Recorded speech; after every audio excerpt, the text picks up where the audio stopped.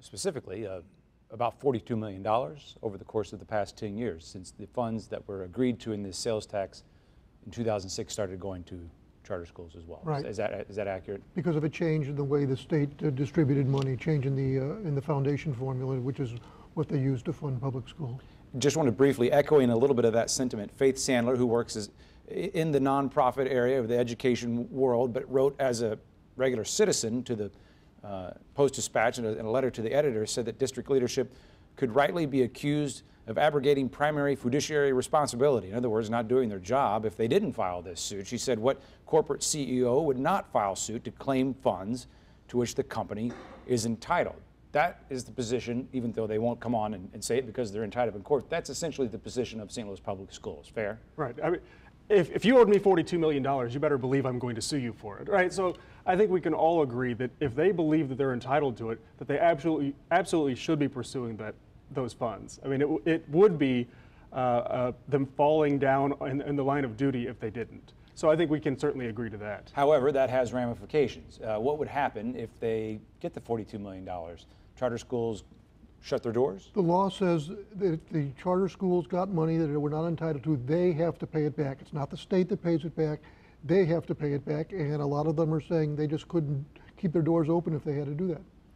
And typically the way it happens is the state sends the dollars to the charter schools, and when there's a discrepancy and they were supposed to pay some back to the state, basically the state just withholds those dollars.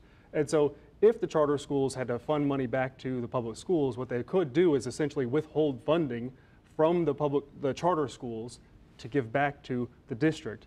And if they weren't able to receive those funds, absolutely it could bankrupt them. So the St. Louis Public Schools is not directly suing charter schools, just to make that clear. No. However, this could have radical ramifications for education in St. Louis, correct? Absolutely.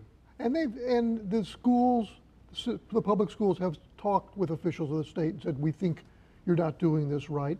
And after those talks, I believe they were in February, the state came back and said, no, we think we're doing it according to the law. I mean, that's why it's in court, because both groups have the same facts, but they have different interpretations. I think that's where it's important to look at the other side. As I said, I could very much see why St. Louis Public Schools would sue over this if someone owed me $42 million. But at the same time, if you look at it from the charter school perspective, if you don't believe that you owe that money, you believe that you are entitled to that money, you can see it as very much an attack on the charter schools, especially when the district and charter schools throughout their history have had a lot of tension between the two of them.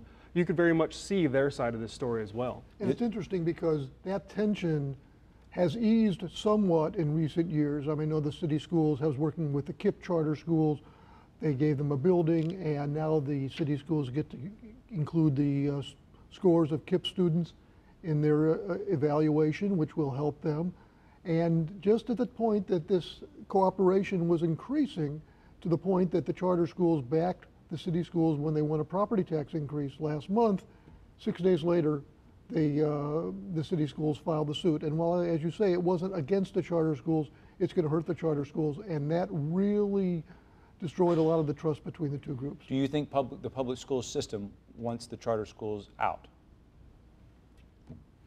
That's a very hard question. They say they don't, but if you look at it as a market question, you've got 10,000 students in the city who have chosen charter schools instead of district schools. Would they like to have those students back? Probably. Could they handle them under the infrastructure that they have now? I don't think so.